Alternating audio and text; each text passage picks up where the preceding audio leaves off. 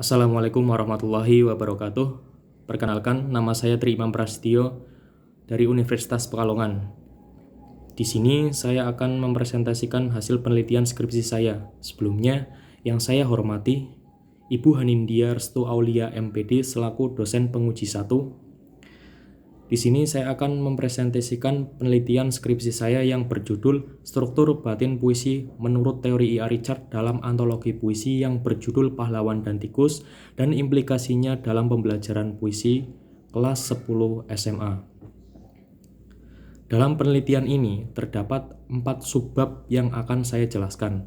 Yang pertama, latar belakang, yang kedua, tujuan, yang ketiga, metode, dan yang terakhir, hasil dan pembahasan.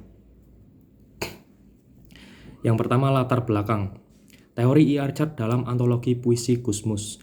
I.A. Richard merupakan seorang kritikus sastra sekaligus ahli retorika yang berasal dari Sandwich, Britania Raya. I.A. Richard mengungkapkan bahwa terdapat 4 unsur batin puisi. Yang pertama, tema, yang kedua perasaan, yang ketiga nada, dan yang keempat amanat. Unsur hakikat puisi ini selalu dikaitkan dengan keseluruhan puisi dan penggunaan metode pengungkapan makna puisi. Selanjutnya yaitu antologi puisi Pahlawan dan Tikus karya Ahmad Mustofa Bisri. Antologi puisi Pahlawan dan Tikus karya Ahmad Mustofa Bisri merupakan suatu antologi yang menjelaskan tentang kritik terhadap dekadensi moral kemanusiaan, kritik terhadap ketidakjujuran dan kebenaran hidup, kritik terhadap ketidakadilan dalam kehidupan, dan yang terakhir, koreksi serta introspeksi diri kita kepada Tuhan. Selanjutnya yaitu keterkaitan struktur batin puisi menurut I.A. Richard dalam antologi puisi Gusmus. Penelitian ini akan tetap menggunakan unsur batin puisi yang benar seperti tema, makna, nada, perasaan, namun akan dikembangkan lagi dengan memberikan contoh teori I.A. Richard dalam unsur batin puisi sebagai bahan ajar dan antologi puisi Gusmus sebagai media pembelajaran siswa. Yang mana si peserta didik diharapkan mampu untuk menumbuhkan minat pembelajaran dalam mengembangkan pembuatan puisi agar kreativitas dapat meluas dan peserta didik dapat melihat bahwa puisi dapat berupa kata-kata yang bertema bebas namun tetap menggunakan bahasa yang indah dan bermakna. Kemudian bentuk implikasi dalam pembelajaran menulis puisi. Teori unsur batin puisi menurut I.A. Richard yang akan diterapkan dalam pembelajaran menulis puisi sebagai bahan pembelajaran untuk mengenalkan unsur puisi yang nantinya akan diterapkan dalam KD 3.17 menulis puisi. Sedangkan antologi puisi Gusmus akan diterapkan dalam media pembelajaran menulis puisi sebagai media pembelajaran. Selanjutnya yaitu tujuan penelitian. Yang pertama, untuk mengetahui bagaimana struktur batin puisi menurut teori I.A. Richard dalam antologi puisi Gusmus, dalam antologi puisi Pahlawan dan Tikus karya Ahmad Mustofa Bisri.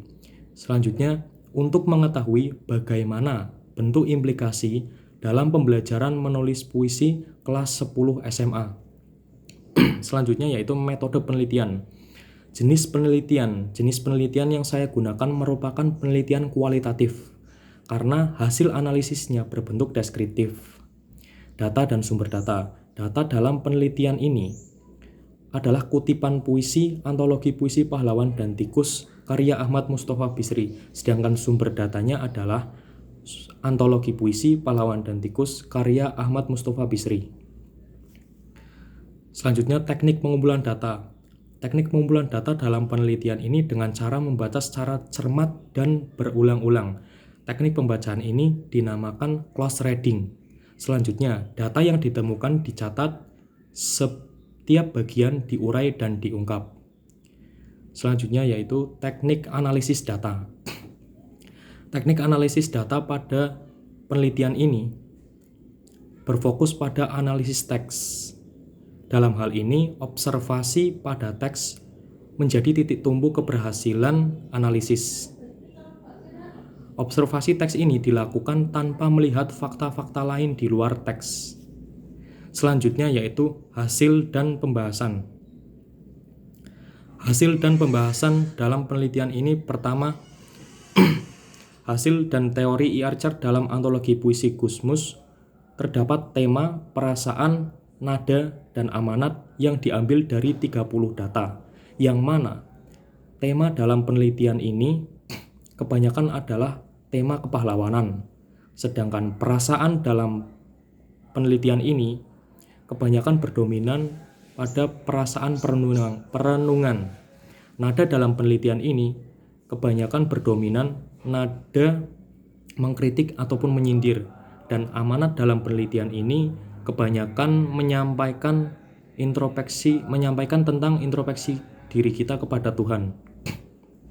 Selanjutnya yaitu kesimpulan.